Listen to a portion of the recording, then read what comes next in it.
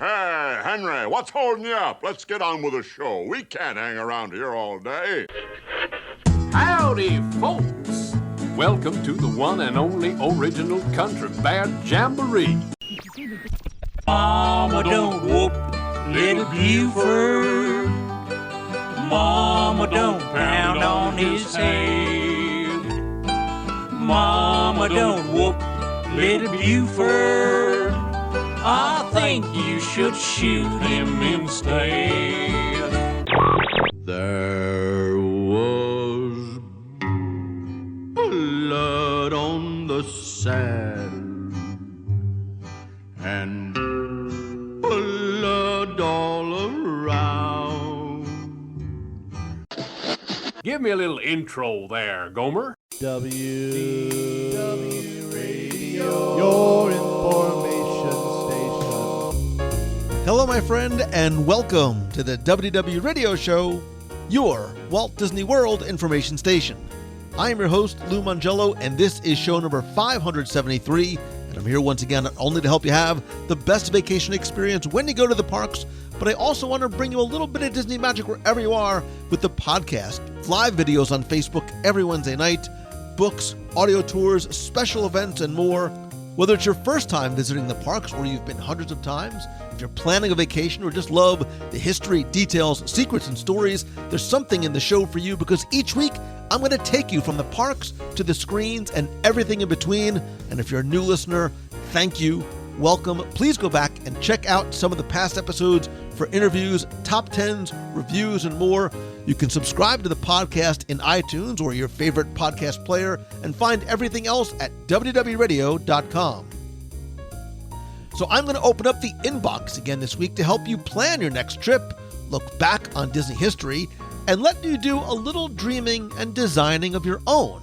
Because we're going to answer questions about everything from runDisney Marathon recommended hotels, Mexico Pavilion changes, Walt Disney World scavenger hunts and how you can get them, favorite snacks in the parks, the case of the missing Mickey, and Leopold, statue in Disney's Contemporary Resort, New Year's Eve in Disney, Tower of Terror props, attractions that may just become extinct soon, birthday dinners, and a question that lets you put on your creative Imagineering hat.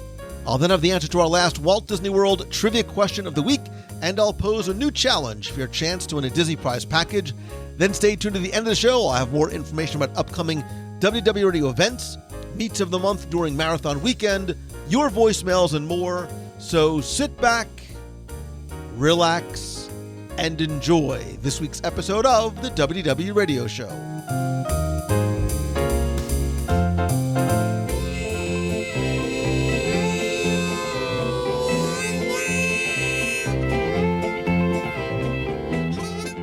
You may have heard me say in the past, as I have said since the very beginning, that this show is for you and with you and sometimes by you, and I wish you were here with me right now, actually in Walt Disney World. I'm sitting in the lower level lobby of the beautiful, spectacular Grand Destino Tower at Disney's Coronado Springs Resort, and when I'm here, I always try and bring the best of the wonderful world of Disney and Marvel and Star Wars to you and try and help you by answering your questions. And to help me do that is somebody who's not just a longtime sponsor, but a longtime friend, travel buddy, and maker of magic. She is Becky Menken from MEI and Mousefan Travel. You know what? I'm so proud of you right now for actually saying Magic Maker. That's very cool, but I'm more proud of you that we're next to the bar. You just made me so happy. Mind you, it's 10:14 in the morning while we're recording, just to be clear. Mimosas all around. No, I'm having hot green tea, but that's fine. You listen, this is a relatively judgment-free zone. We had so much fun last time doing emails and answering emails this way, and I know how much you love it. I know that you love when I don't give you the opportunity, nor do I, go through the emails first. Instead, we just open up their inbox, we randomly select them, live as well, and then we go right along. And so I think we should just get right into what I am now going to call the mystery mailbag. You know what I should start doing, though? I should get access to the mystery mailbag, just to, maybe I could randomly select them next time. Top 10 things that will never happen, you getting access to my inbox. And who knows, there may be a surprise for you at the end. Oh, there's always a surprise for me at the end. I did happen, as I opened up the inbox this morning, there was one word as I was sort of quickly scrolling through Food? that caught my eye. Food. Possibly, because I think it's very timely for when we're entering this. Lou, not Becky, what are the hotels you would recommend staying at if you're running the Walt Disney World Marathon? I'm wondering specifically about the ease of getting to the race in the morning, and that comes from Erin. It is the most wonderful time of the year, that first and second week of January during the Walt Disney World Marathon weekend. And this is a common question, especially for new runners, because I think there's a lot of factors to consider in terms of, is it ease of getting to Epcot in the starting line in the morning? For some people, it's the ease of sort of gingerly walking back to your resort later on in the day after you spend some time in the parks. I think we probably are pretty much in alignment, but in terms of ease of getting to the race in the morning, I think Disney does a lot to make it as easy as possible with ongoing bus service from all of the Walt Disney World resorts. But would there be any that you would recommend people stay at in order to get to the race early? Well, like you said, most of the resorts have bus service, so you're going to be on a bus getting to the front line for the starting the corrals. There we go. I was trying to reach for that word. That thought of getting up at 2 o'clock in the morning when you say marathon race just kind of scares me. But the traffic does kind of back up. You still have to wind your way through the closed streets. So a lot of people do tend to go to the Epcot area, staying at Boardwalk Inn or Swan and Dolphin even, or Yacht and Beach tend to be the places that people find most convenient for going to Marathon. But in reality, anywhere is going to you can't just walk from Beach Club over to the starting. You have to take a bus. So anywhere that you stay in the area is going to be by a bus. So even as we're sitting here in the Gran Destino and Coronado Springs for a moderate is still pretty close in terms of getting to the starting place. So I think those might be my top recommendations. Yeah, that's exactly, like I said, in alignment with what I was thinking in terms of being close. And even in terms of later on in the day, a lot of times people love to go back to the parks after they've had time to rest and shower, wear their medals, and enjoy some time. And sometimes if going to Epcot's Wandering World Showcase and then being able to easily get back to Boardwalk, Yacht, or Beach Club, or even over at the Swan and Dolphin too, are all great options. And obviously, if you are a runner and you have a different preference or selection, I'd love to hear your thoughts. Go to the Box Beagle group on Facebook and share your recommendations for where to stay. And oh, by the way, if you are planning on going to Walt Disney World Marathon Weekend or any of the marathon weekends and want to book your room at a Walt Disney World Resort, I must in trouble. Yeah. Clearly. However, but one thing too that we keep watching with the races is the courses keep changing too. So as we're saying this today, who knows with all the construction coming at Epcot, what might be happening in the next year or so with other races. So that opinion might actually change. Yeah, you never know what the future may hold. And speaking of the future, look, this is actually a perfect segue. John Thompson says, in the Epcot Experience promo video, excuse me, there's a guitar leaning up against the model of the Mexico Pavilion. Does this mean that the rumors of the Grand Fiesta Tour starring the Three Caballeros being reimagined as Coco are true? I know nothing was announced at D23. John Thompson, I too know nothing. I want to be clear, and I don't normally, like to talk about rumors other than just sort of in a little armchair Imagineering, sort of having fun with this. This was something that has been rumored as soon as Coco came out in 2017. It just sort of, this idea of recreating, because there is a little bit of the Day of the Dead already in the Grand Fiesta Tour starring the Three Caballeros, but the idea of overlaying it with Coco and some of the characters and some of the visuals seems like a very intriguing idea. Now, again, the Three Caballero attraction has been open for a number of years, but as we're seeing this continuing transformation of Epcot and the introduction of a lot more IP, obviously with things like Frozen, Ratatouille, Mary Poppins, does this one sort of make sense? And I think a lot of people would say yes, especially for a younger generation, because we see that's what's happening, right? You're probably too young to remember this, but when Epcot first opened, it did have a little bit of a reputation of being a little dry, a lot of education based and not necessarily for kids. That has very much started to shift in a way that I think makes sense and still satisfies both the young guest as well as the Epcot nostalgia. Yeah, I agree. I think that that trend towards attraction to the younger families is definitely going to be moving forward. Epcot has always, to your point, been kind of the place that adults go, that kids get bored at. With the addition of the new attractions that are coming and that IP, it definitely is much more of an appeal to the younger families. Absolutely. And I would love to hear your thoughts as to, would you like to see Coco be introduced into the Mexico Pavilion? Do you prefer the Three Caballeros? Maybe you don't like the IP at all. Again, the best place for the conversation is over at the Box People group at wdwradio.com/community. Amanda Barthel Swanson says, I'm wondering if you know anywhere I can download, get, purchase, beg, borrow, steal a scavenger hunt. I added the last three to complete on our oncoming trip. My family and I are going to Walt Disney World and are looking for something new to do as we are frequent visitors to the parks. I was listening to the Japan Part 1 show, and at the end, I thought I heard you mention a scavenger hunt. Thank you for the ABD Japan recap. I love Tokyo, Japan, Tokyo Disney Resort. Amanda, funny you should ask, because actually I create and distribute a brand spanking new, never before seen scavenger hunt every single month as part of the WDW Radio Nation. If you go to wdwradio.com/support, you've heard me talk about it. I don't want to sort of plug, but it's a way for you to not only help support the show, but it's a way for me to give back to you and give you access. And there's some things we do exclusively for the nation. And one of them is that I create monthly scavenger hunts. I've done, I think, about 40 of them so far. Okay.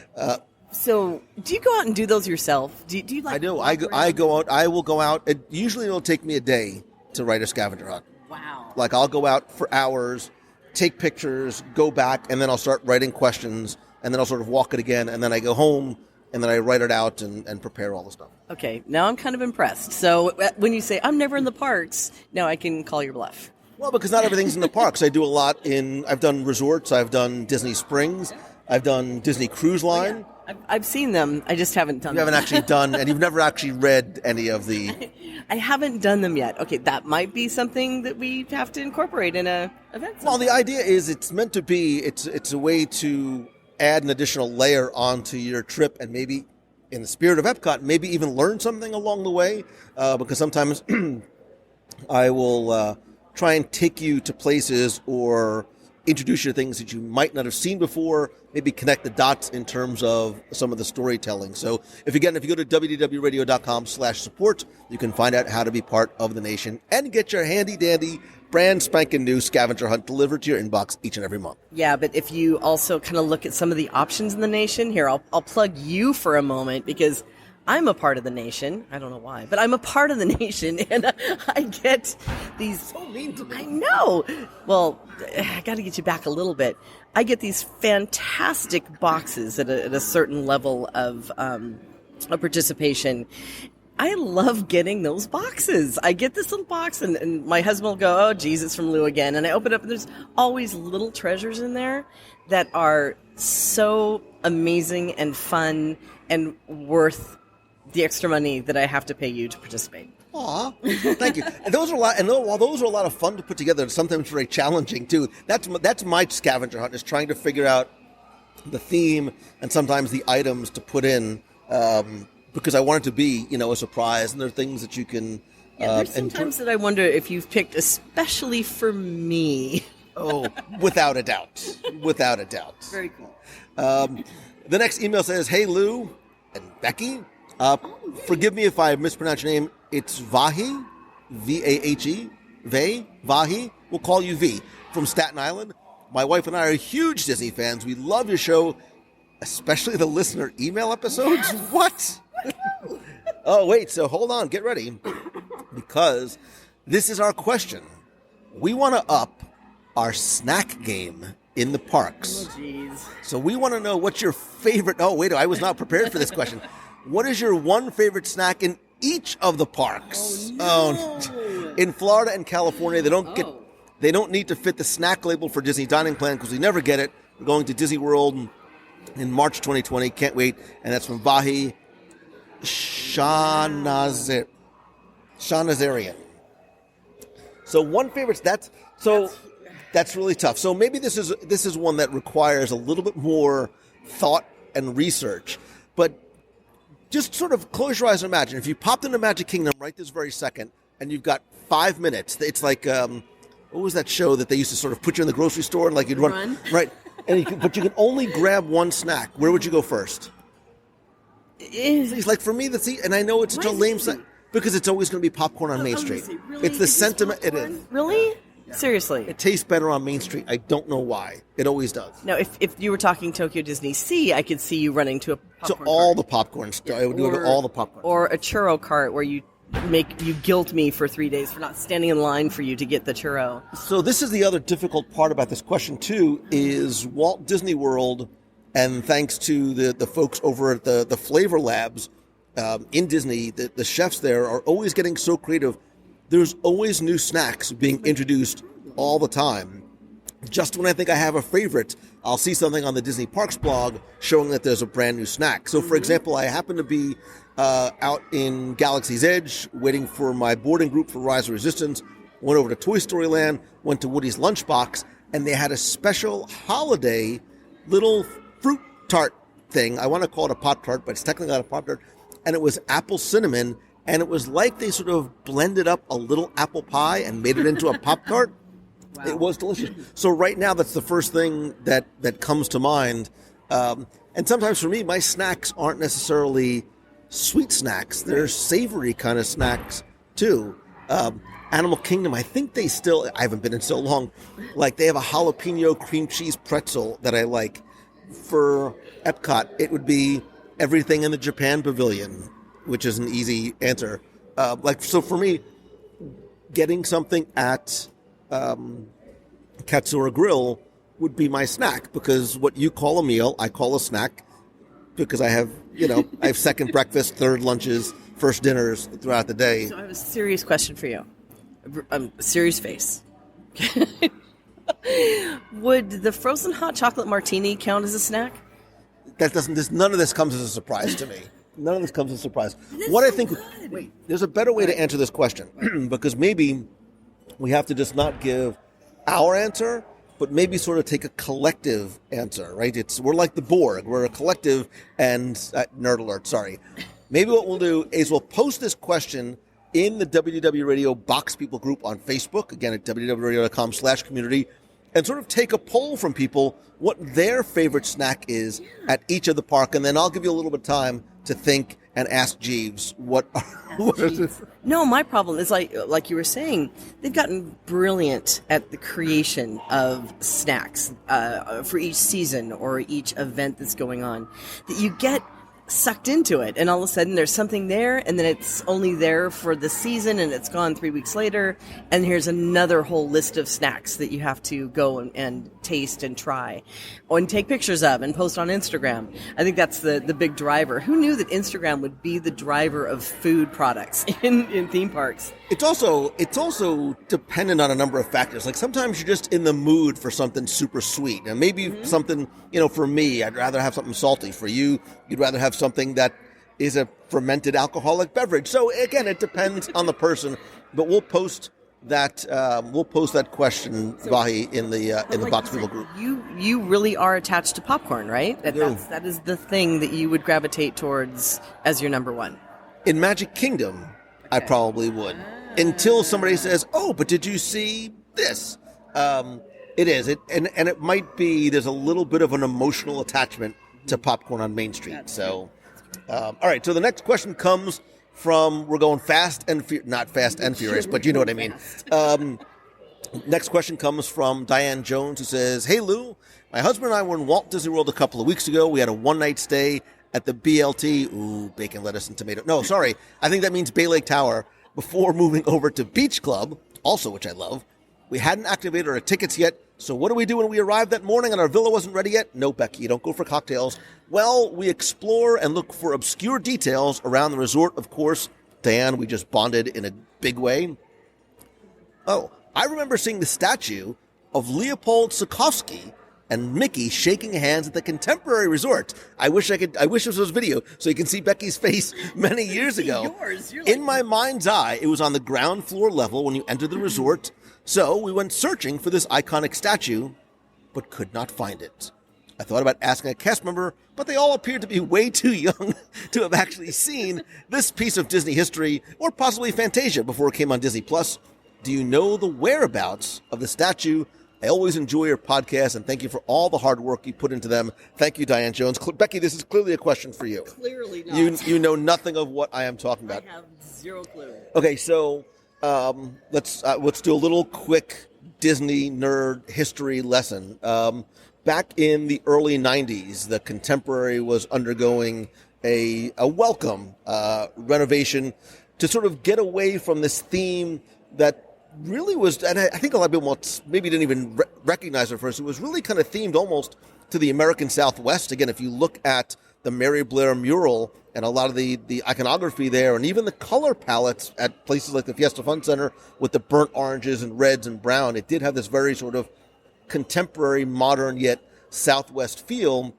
But what they really wanted to do at the time was bring more Disney, right? Sort of like what we're seeing now in Epcot. They wanted to bring more Disney into the resort. So what the Imagineers and the designers and the architects looked to was the roots in Disney animation, and they went way back into time to Fantasia. And they started to introduce elements of Fantasia throughout the property, including both inside and outside. So if you look, there was a Sorcerer Mickey topiary, which I believe it's still there today.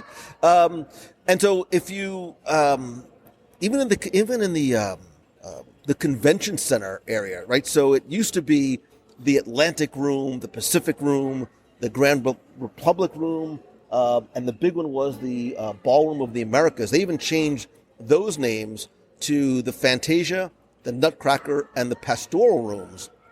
But as soon as you enter the resort from the ground floor, whether you came in by bus or walked over, when you entered the resort near where the check-in and the little coffee station is, right in the center there was this beautiful bronze statue of that iconic scene from the beginning of Fantasia where Mickey Mouse is shaking hands with conductor Leopold, who's sort of leaning down to shake his hands with him.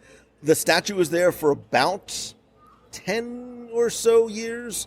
When they renovated it again in like 2000, maybe it was a little less than that. Maybe it was like 2005, 2006.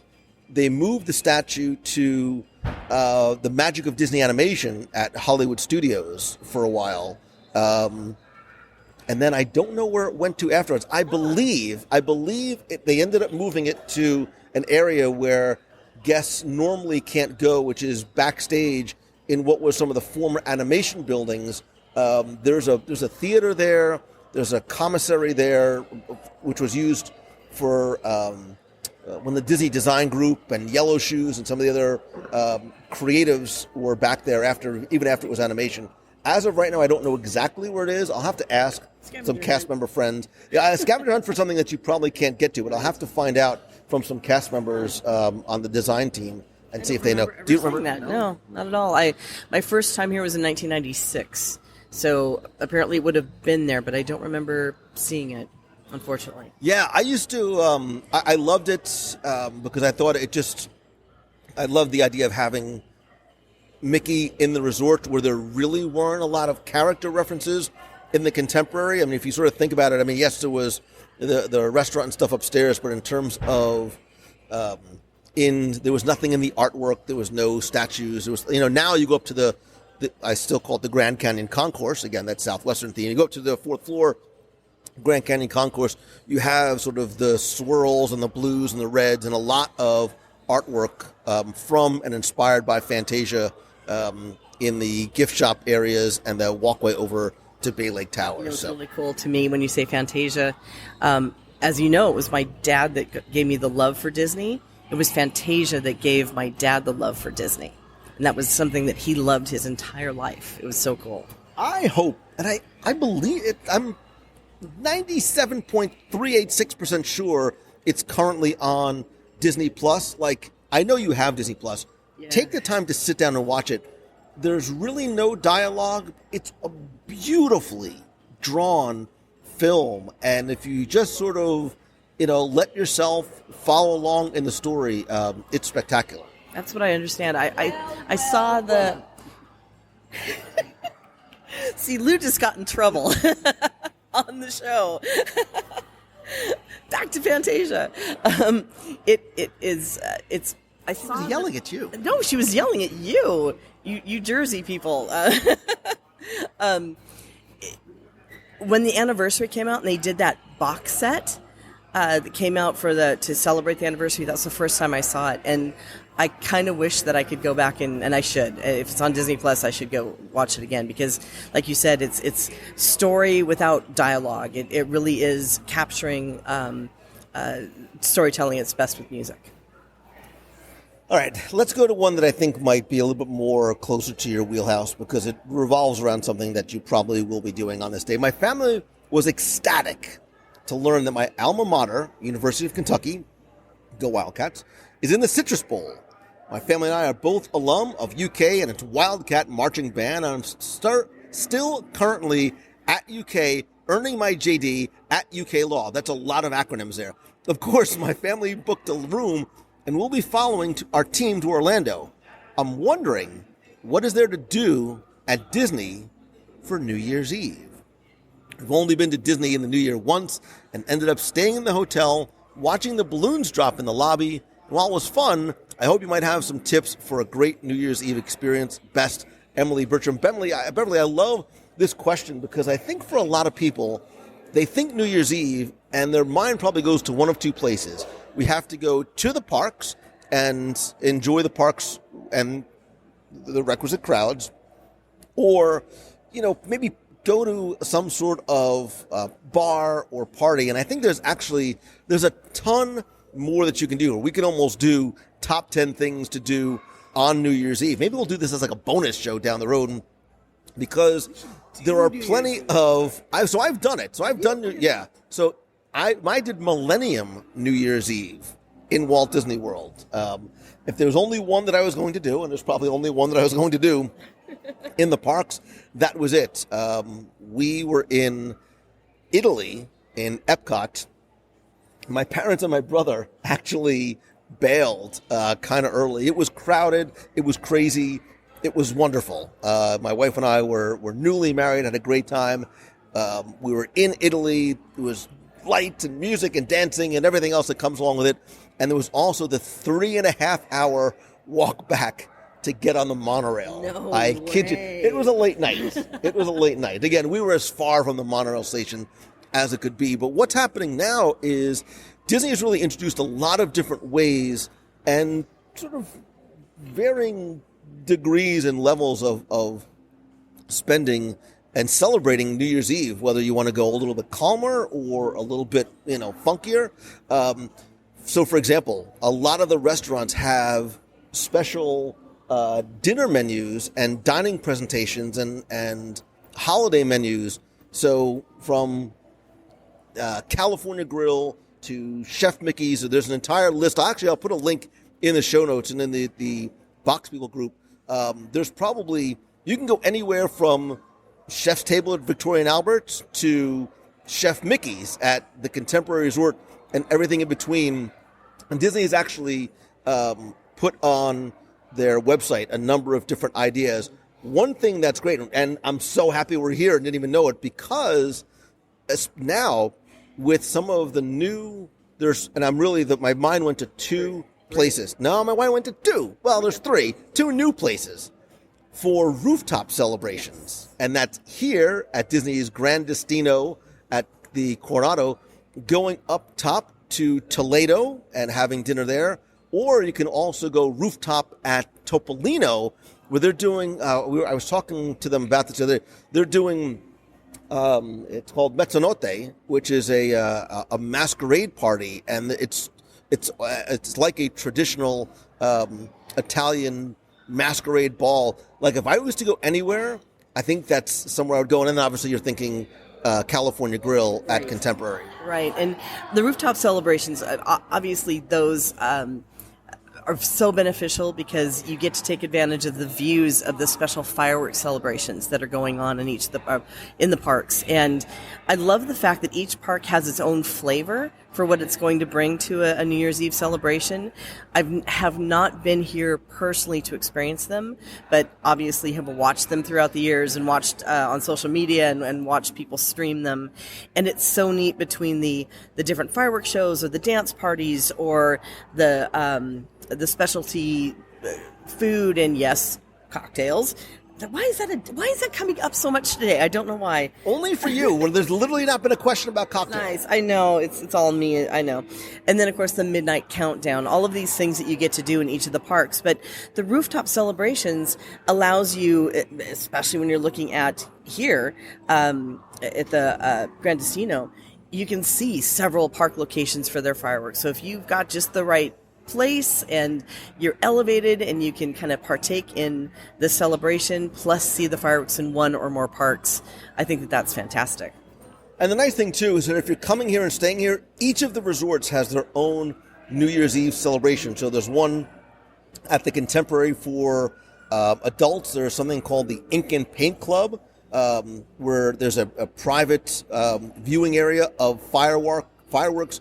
There's the Pixar party at the Contemporary. Boardwalk has something over at Atlantic Dance Hall. So if you're staying at the Boardwalk area, that's an easy walk. You don't have to even worry about driving anywhere. Flying Fish, I know, has I think it's like a 5, 6 set, like a huge prefix menu specifically for New Year's Eve. I know Grand Floridian has something too. So it really depends on how and where you want to celebrate. So I know the Edison, too, does a fantastic New Year's Eve party. I love the Edison nighttime events. We've done Gatsby. We've done Halloween. We've done, I don't remember, there was some other. Maybe I've done Halloween twice there. I really like that as well. I think New Year's, so I said Grand Floridian. I'm almost sure that Narcoossee does. So pretty much most of the especially some of the higher-end table service restaurants have it. But there's a ton of different dining options depending on what you want to do. So have a fun, nice, elegant, casual meal, whatever it is, and then really celebrate New Year's Eve however you want. If you want to do something that's a formal ticketed kind of thing, or just enjoy the parks and resorts. Yeah, and then what's amazing is you have a ton of transportation options to get you back. So if you do partake in your champagne toast, you can take a minivan back to your hotel. You can take the bus transportation. You can take Lyft or Uber. There's all kinds of ways to celebrate safely, and get back to your hotel.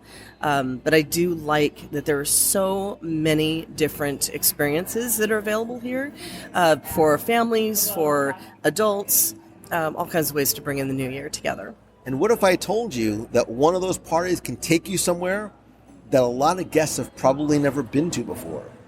Ooh. So you've probably walked by it, and maybe you've even participated in some of the special events that take place.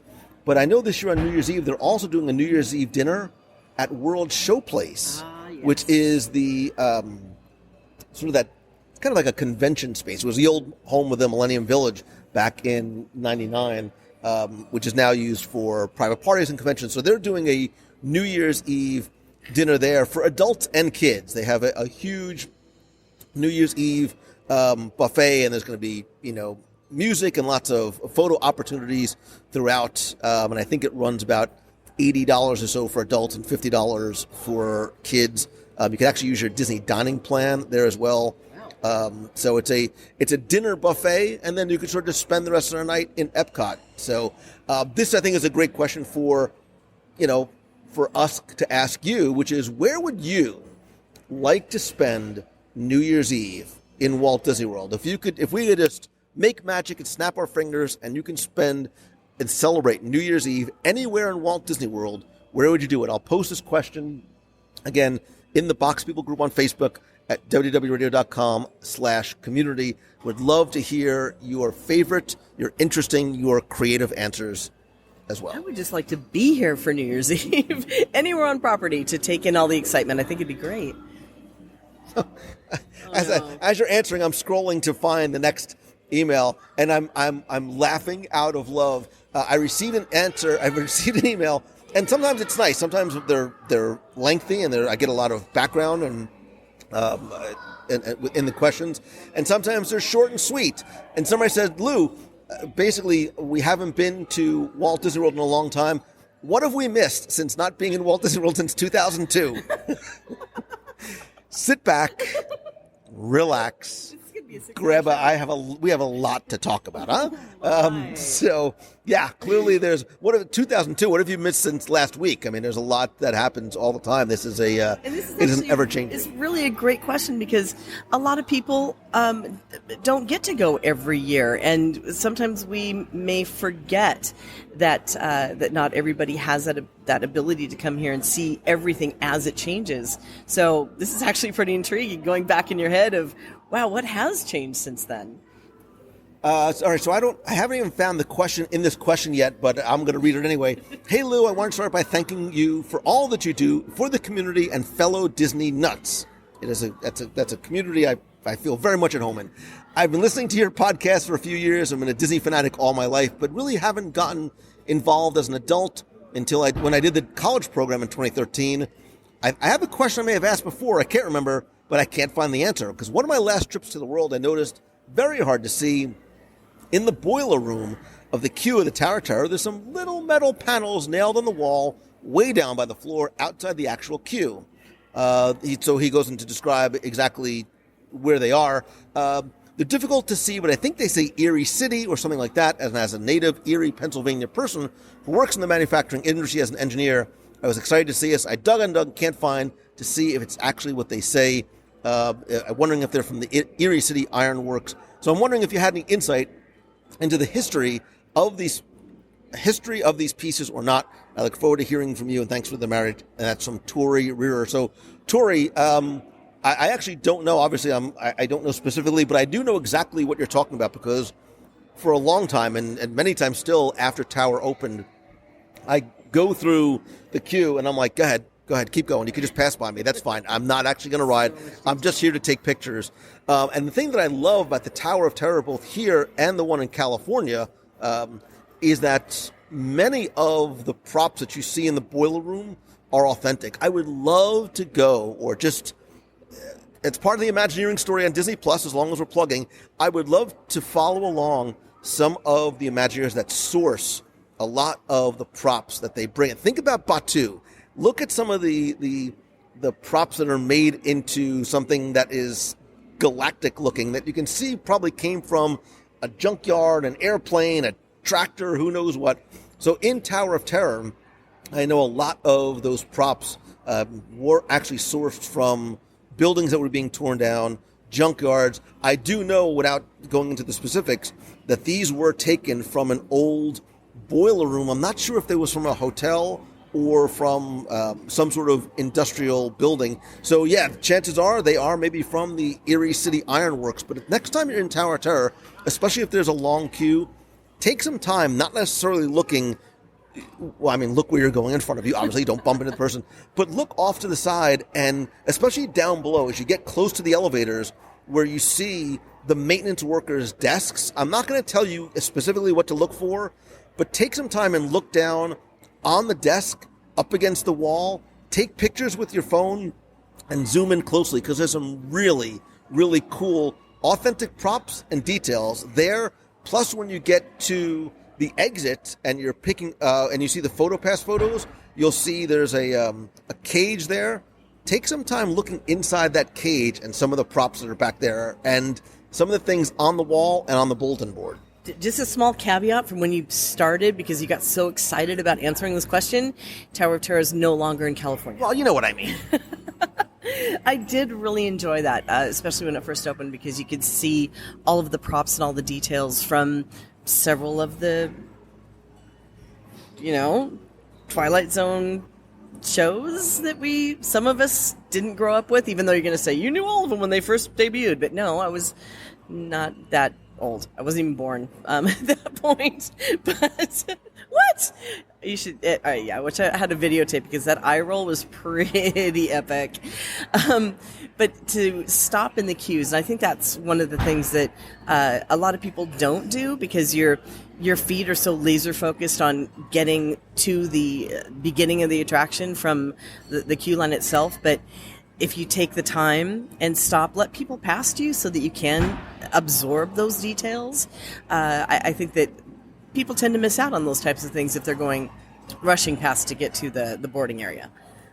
So, Becky, I don't know what this says, but I'm pulling it specifically for you, because the email so actually scared. reads, I'm so scared right now. "Hi, Becky and Lou." See? Oh, I love this person. I should wait till the question, but Right. I love this person. Okay, so my family and I get down to Walt Disney World about once a year, and we were disappointed that we missed our opportunity to ride Ellen's Energy Adventure and the Great Movie Ride one last time before they closed it. It seems like the announcement for attraction closures don't give too much of a heads up sometimes. We have a 4-year-old and a 1-year-old, and I know the 4-year-old has already some favorites that we were worried might go away. Figment? Grand Fiesta Tour? Do you have any information or intuition about what attractions throughout the parks might be in danger of going away soon? Thanks for everything, Kyle Burkhalter from Ellicott City, Maryland. So again, I want to be clear. I know nothing. I am answering this question purely as a fan who, watching and wandering and eating my way through the parks as I do, if you were asking me as a fan what I think may potentially have a possibility of undergoing radical changes and or potential closures, again, the first thing that comes to mind, and I think the handwriting is clearly on the wall, is the Imagination Pavilion. I think you mentioned about Figment going away.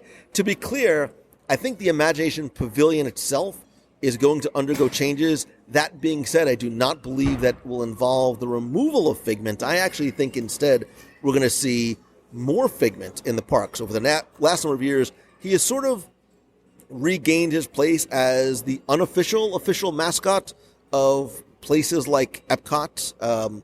I imagine that now that the post-show area has been basically gutted and is empty and cavernous, when you see that happen, you know that something is along the way. Now, I think that announcement did not come at D23 Expo. I think it was deliberately timed to come later. So I think while the attraction itself and possibly the theme may change, I actually think that you're going to see more Figment as opposed to less. I agree. I think when Figment wasn't specifically mentioned at D23, the internet let itself on fire for a little while. But I think you're right. I think that there's something so special about that little purple dragon that they are going to better leverage that particular character. So I can't wait to see what they do with it. I have a feeling that sometimes we don't give the Imagineers enough credit in some areas where something may need to go away. Some space needs to be made. Maybe it's an attraction that doesn't get as much love from the guests as it once did. And I know that we hate seeing things go away, but then we get so much more excited about the cool things that replace it. And I remember talking to somebody who's been here since 71 when things opened, and where they were so missing the legacy of something. I said, you know what? But the thing that replaced what you loved is the thing that I love, because it's something that I hadn't seen, the thing that was there before. So the generations that are coming up with us, they won't know about the Imagination Pavilion, but they're going to love the thing that shows up next. So I can't wait to see what they do with Figment, because he's personally one of my favorites. Yeah, I have full faith and confidence in the Imagineers. I think, say what you want, I think that they have earned it over the last number of decades, certainly over the last number of years. Again, if I was just going off the top of my head, we'll sort of harken back to a question. I do think that the Grand Fiesta Tour and Coco make sense for Epcot. And just think about listen, I love, Donald and Panchito, but I think the music and the culture and the story of Coco is one that lends itself perfectly to that pavilion. I have been saying for a while, and I still believe in my little nerdy heart of hearts, that Tomorrowland and Magic Kingdom is next for, I don't want to call it an overhaul, I'll call it a transformation. I think there are some things that are going to change there in terms of attractions. I wonder about the Monsters, Inc. laugh floor. I still dig it, and I applaud the monsters for being as creative as they are, because every show is different every single time, and still is dependent to a certain degree on the guests and their contributions of jokes, good or bad. I think at Disney's Hollywood Studios, if you love Voyage of the Little Mermaid, I'd probably go see it again. It's That in whole my little... area, that whole area back there is just prime for another Imagineering feat to go in there, a different IP, something, because that's a lot of space, and those are big show buildings. Right. And remember, too, you have Launch Bay also. Now with Galaxy's Edge, does Launch Bay still remain the way it is? And that's a huge, huge area that they can fit. Speaking of huge areas that I also think are potentially going to undergo a change, I think Dinoland USA in Animal Kingdom. I am not... When was the last time you were there? So they used to have a delicious spicy chicken sandwich right outside the Boneyard, but it was a spicy chicken waffle sandwich. Go look. I did a video about it, which is probably what killed it. But it was so good. But I'm not going to say what I think is going to go there. Ooh. Why not? Come on, do tell. I have... Call it a hunch. Broom cheek. What movie? Oh, come on. Call it a hunch. Broom cheek. If you know the movie, email me. So I think How do you Dinoland spell that? Let me go is potentially going to... again, I think, Dinoland, Tomorrowland is going to change the question. Really? No, I'm out. No, I'm out. Right. So, and this is always the tough sort of balance to strike between our love. And, look, not to bring up, I think enough time has passed that we can talk about Maelstrom without cause. Maelstrom is one of those things that the internet lost its collective marbles. But really, if you ask those people, when's the last time you stood in line for Maelstrom? The answer might be different. I think the same can be said for some of these attractions. I think Voyage of the Little Mermaid, Dinoland is probably one of those things. So it's that trust in the Imagineers in terms of what's coming next and the attractor and the guest satisfiers that they will be in lieu of what goes away. Let me ask you a question. Was there any point that you think the Imagineers got it wrong?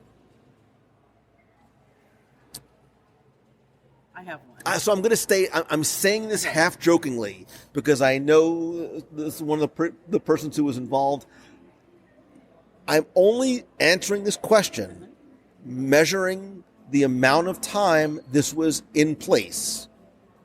There's only one time I can think of. There's only one, and it's Stitch's Supersonic Celebration. Oh no! I'm thinking totally different. So go ahead. You're... Yeah. So Stitch's Supersonic Celebration wasn't an attraction, but it was sort of this dance party that took place on the Tomorrowland stage, and it lasted maybe 3-4 months. Again, look, and that's not a bad thing. No. What does that show is that Disney pays attention to the guests, to their responses, to the interwebs, to people that go to guest relations, and they're clearly watching. And if something's not working, maybe it doesn't execute the way it does on paper, they adjust. So that's not a bad thing. That's a good thing, as opposed to, hey, we invested the money, Stitch's Supersonic Celebration is going to hang out there forever. Exactly, and that's why I kind of brought up the point, is that none of us ever are perfect at what we're doing. From mine, it was Superstar Limo in Disneyland, what was California Adventure in its first thing. But the point is, like you said, they listen. And sometimes you have to try something and you throw it out there. And if it doesn't work, you listen, you test, you adjust, you move on. And that also goes to why I trust what Disney does and what they're bringing to us and bringing the value for our money. Because if it's not working, they're going to take that space and they're going to improve upon it and make it something even better. All right, let's do quickly a couple of last ones. Okay, next one comes from Ross Hingst, who says, Lou, I've started listening to the podcast last week. Welcome. And I'm enjoying every second that I have listened. I've listened to over 25 podcasts so far while I work. Wow, no kidding. I'm planning on visiting Disney for my 21st birthday, as well as my mom's 50th birthday. And we're going to have a combined birthday dinner. We love Italian, steak, seafood, burgers, and bar food. We're best friends. Did we just become best friends? Yep. Since this is our first time visiting Disney, when we can both enjoy alcoholic beverages, Becky, this is your wheelhouse, we were wondering, yikes, if you could recommend a dinner for us anywhere on property, preferably under $30 per person. You and the crew help brighten my day and help the work day go by faster. So they're looking for a birthday celebration for Ross and his mom, and somewhere that they can enjoy together for about under $30 per person. Now, I know, Becky, your cocktails usually start at $30 per person, so this is going to be a little bit more challenging for you. So believe it or not, the first place for me, look, my answer is always going to be Boathouse, right? It's always going to be Boathouse. However, so I'm going to take Boathouse out of the equation. The first place that came to mind was someplace like Homecoming. I love Homecoming a lot. You can get a great meal there. They have cocktails as well, fried chicken, deviled eggs, hummingbird cake, pecan pie. Yes, I know that movie. Sorry. Which one is that? When Harry Met Sally. Wow, look, she finally got one. She just woohooed in the middle of everyone just turned around. Bucky got one right, everybody. It's the first one. How long? Okay, so where else would you go for under $30 for a birthday? Now, see, this is interesting because when you talk about a combined birthday dinner for under $30 a person, is it something that they want to do that's more sit down? Is it more casual? Is going up to some place like Dahlia Lounge, getting a number of appetizers and a cocktail, does that sort of satisfy? It's not necessarily dinner, but I could make any menu into a dinner. Now, see, something like that is kind of where I was going, because you could go up there, you could watch the fireworks from the lounge, you can get a couple of beverages, and then you get some tapas. So it's not, like you said, not really a meal, but it's still an experience. And you can cheers to your birthday celebration. So there's so many of those types of options where it could be as simple as doing desserts somewhere and having champagne. And when you said Homecoming, I will say I do have kind of a love for that place because of the mimosa. It's killing me. I have to say Boathouse. Listen, it's simple. Go to the Boathouse, sit outside at the dockside bar, not at the bar itself, but they have wonderful, comfy chairs. I'm thinking Boathouse. They have wonderful, comfy chairs. Get a few appetizers and split them. Have a cocktail by the water. You go at sunset. It's arguably one of the best views you'll find anywhere in Walt Disney World.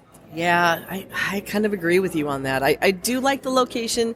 They won't let you sit in Lou's throne, though, because it's got his name on the back. You have to ask for a special table. He doesn't like people to sit there, so they seat it only if they have to. So mean to me all the time. But all right, going back to the question, there are just literally there's an option where you can celebrate at almost any resort that you choose, or inside the parks as well. There are different places that you can, get a celebration cupcake. And they're for every pocketbook, every budget. There are all kinds of things that you can do, and you can even do it on a daily basis. Take every day that you're here and celebrate somewhere different for such momentous birthday. They only have $30 to spend. Well, I didn't say every day. I mean, well, you gotta still eat, right? So turn it into a celebration. Yeah, so I was looking back. Italian, so... Oh, the place in Italy.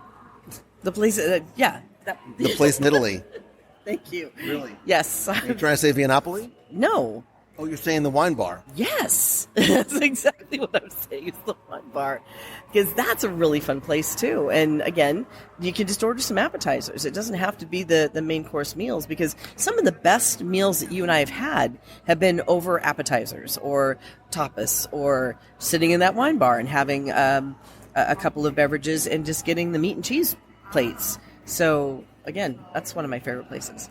I dig. And again, this is one that you can contribute. Where would you spend Ross's 21st and Mom's not quite 21st birthday for about under $30 per person? Again, I'll post this in the Box People group on Facebook. I would love to have your answer as well. And let's finish up with one last question. And I'm picking this one because one word, just sort of two words, actually just popped out. Food. Possibly. Popcorn. It's from Stephen Kovac, or Kovac. He says, Lou, I've fallen behind on your show, but I'm trying hard to catch up. I just listened to your top 10 attractions for movies that don't exist. You and Tim were talking about the Jungle Book, and you mentioned an India pavilion. My mind immediately went to a fun tie-in. Wouldn't it be a kick if there was a Temple of Doom restaurant that served chilled monkey brains? So I guess that's just the whole question. I thought there was more, but I'm going to extrapolate from that a question for you, Becky, and a question for you, listener, who's sitting here with us. If you could pick a Disney movie that could be made into a restaurant, what movie, what theme would it be, and what would they serve there? What would they serve? Think about some favorite Disney movies that you could turn into a cool themed restaurant, and then possibly think about all the kind of neat things that they can serve there. Oh, wow! Could I just start with Avengers Endgame? The Little Mermaid Fisher House? No, that's so inappropriate. My God. So that's sad on so many levels. Oh my gosh. Yeah, see, this is one of those when I would have loved to have some time to... Nemo's Fish House, come on. No. Oh, see, it's bad enough. The Fish Are Friends and Food Restaurant. Oh. What? It's already bad enough when you go into... Oh. It's already bad enough when you go into Epcot and you go to the restaurant, Coral Reef, and you see the fish that are swimming around you, and then you order. I only order chicken there. I can't help myself because you're staring at the poor little... No, the only time... No, it's when we went to...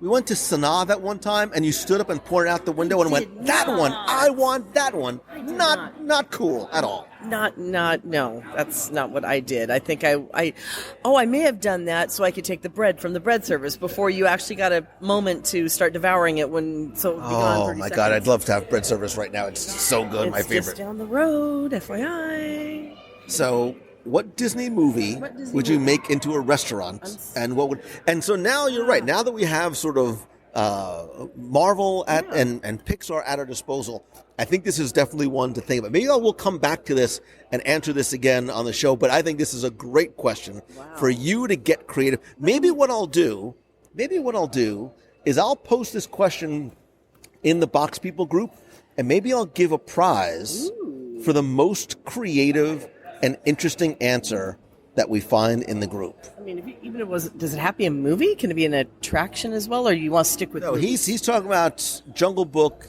and Temple of Doom and chilled monkey brains. So I kind of like that idea of taking a movie. Monkey brains. You get a thing for monkey brains? You've never seen Temple of Doom, have you? I have seen it. What I'm asking you is, you were like. And when Kate fixated. Capshaw, don't you remember when the guy is eating the giant beetle and Kate Capshaw? It is just gross. It was. Oh, yeah. Thank you for that. You call him Dr. Jones. Come on, short round. What was the name of, at the beginning of the movie, what was the name of the club that Indiana Jones was in that he escapes from with Club Obi-Wan? What? It was called Club Obi-Wan. Was it really? Yeah. You're lying to me. I'm right not now. lying to you. I don't lie to you. I don't lie Oh, to you. I don't lie. really? In the very first Indiana Jones, right? Right? Okay. I'm so scared right now. What's the name of the hangar bar in Disney Springs? Jock, what's his name's? Yikes. Jock Lindsay. And who was Jock Lindsay? A guy who ran a bar. He was Indiana Jones' pilot for the plane at the beginning of the Raiders of the Lost Ark movie. But he owns a bar. What was the designation? What was the number on the tail number on the plane from Jock Lindsay? And you know this because you've actually seen it at a Disney theme park. Have I? Yep. 33? No, you're a single-mindedness. No, you saw it actually, and I pointed this out to you in Tokyo, near the Indiana Jones attraction. Are you sure it's me? The designation, yes, it's C-3PO. Really? Yeah.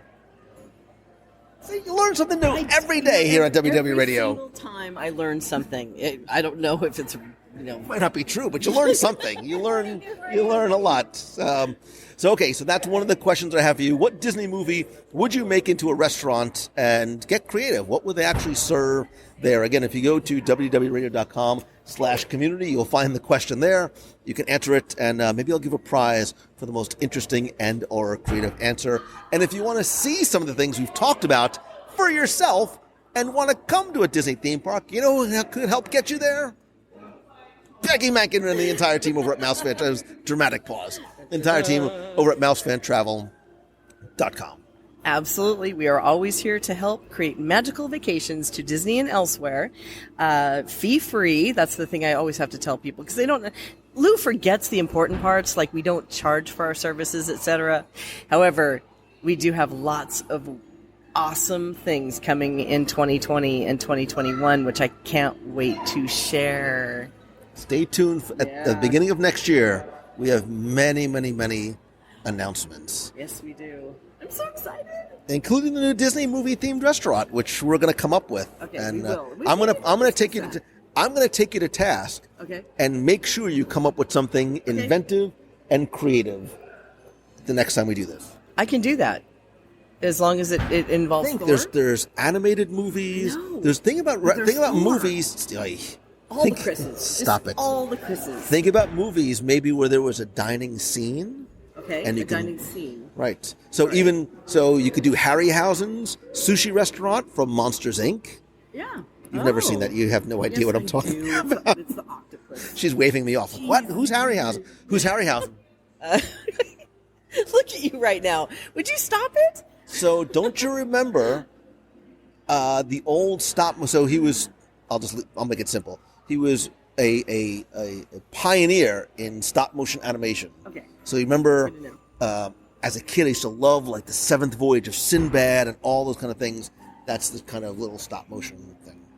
Awesome. Did you ever seen Kubo and the Two Strings? No. I don't know what that is. You've never seen Kubo? It's not even Disney. You need to watch Kubo and the Two Strings. It's what is beautiful and fantastic.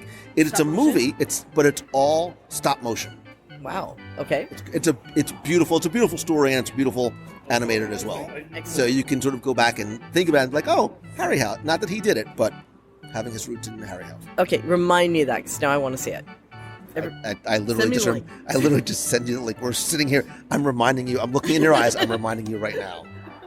Remind me later because I'm going to totally forget what the name is that you just said. What today. Disney movie would you make into a restaurant? What Disney movie would you make into a restaurant? This is homework, isn't it? You're giving me homework. So I will be sitting on a plane for the next 6.5 hours. So maybe I will have to come up with something. And you don't need any liquid inspiration to do this. You could just do this on your own. But it does help. Sometimes. Thank you for being here. Thank you. Thank you? Thank you. She ends it with a question.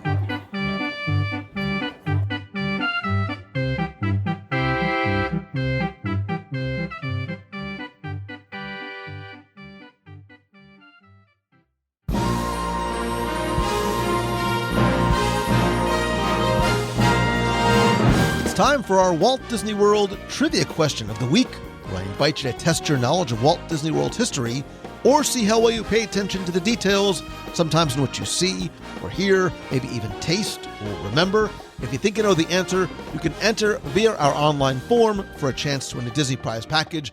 Of course, before we get to this week's question, we're going to go back, review last week's, and select our winner.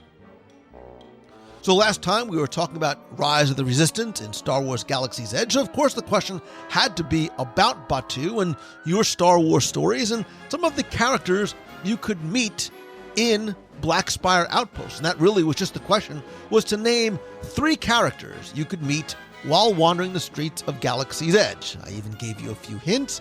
I thank you all for the hundreds of entries, including some incredibly creative ones. We'll just leave it at that. But again, the answers I was looking for were things like Rey, Kylo Ren, V. Marati, the Resistance spy, Chewbacca, the First Order troopers, First Order officers. Yes, even cast members are characters you could meet. So any or really all of those work. And again, last week you were playing for all my digital products, which is my 102 Ways to Save Money for an Walt Disney World book, my audio walking tours of Magic Kingdom, all of which you can still find in iTunes and on Amazon, a WDW Radio vinyl sticker, a pop socket, a t-shirt, and I was going to throw in a Star Wars mystery prize. And last week's winner, randomly selected, is Jackson Lehman. So Jackson, congratulations. You used the online form. I will get your prize package out to you right away. If you played last week and didn't win, that's okay, because here's your next chance to enter in this week's Walt Disney World Trivia Challenge. So if you followed along with me a couple of weeks ago, I was at the grand opening of Disney's Riviera Resort, the newest, not only Disney Vacation Club property, but the newest hotel here at Walt Disney World. It is beautiful, and I cannot wait to literally eat my way through that resort because there are a number of casual, quick service dining locations, as well as a restaurant with a spectacular view located at the top of the Riviera Resort Tower. And that's your question this week, is to simply tell me, what is the name of the new rooftop restaurant with, dare I say, possibly the best views anywhere in Walt Disney World at Disney's Riviera Resort? I just need to know the name of the new restaurant at the top of Disney's Riviera Resort. You have until Sunday, January 5th at 11:59 p.m.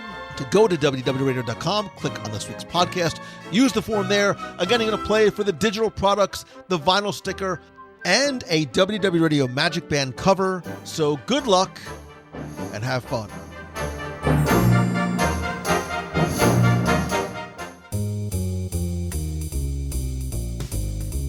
That's going to do it for this week's show. Thank you so very much for taking the time, especially this week and this time of year, to tune in. I know it's hectic and busy and crazy with the holidays, and I want you to get back to spending time with family and friends and or obviously food. So just very quickly, please don't forget to join the community and conversation over at Facebook in the WDW Radio Box People group.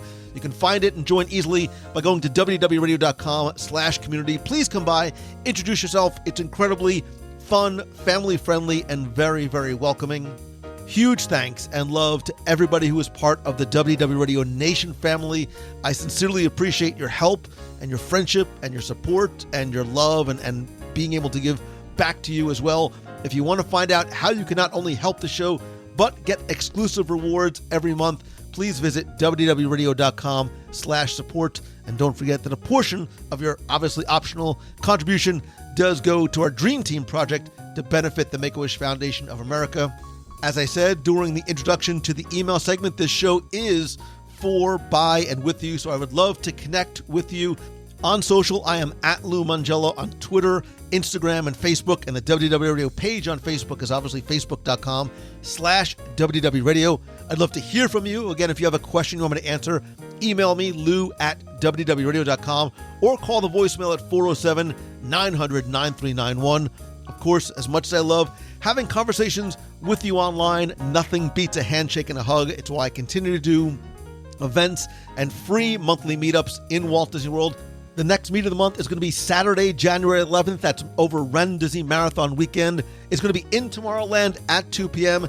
Stay tuned to the events page as well as social for the exact time and location. That's at wdwradio.com/events. Also stay tuned for other meetups, on the road events. We're also going to announce a lot of things coming in the next years, plural, very, very soon. I'm also going to be doing a number of on-the-road events as I travel to speak in San Diego, Italy, Arizona, and other locations both in the States and internationally. And if I can come to speak at your event, at your conference, to your business, or at your school, please visit LouMongello.com.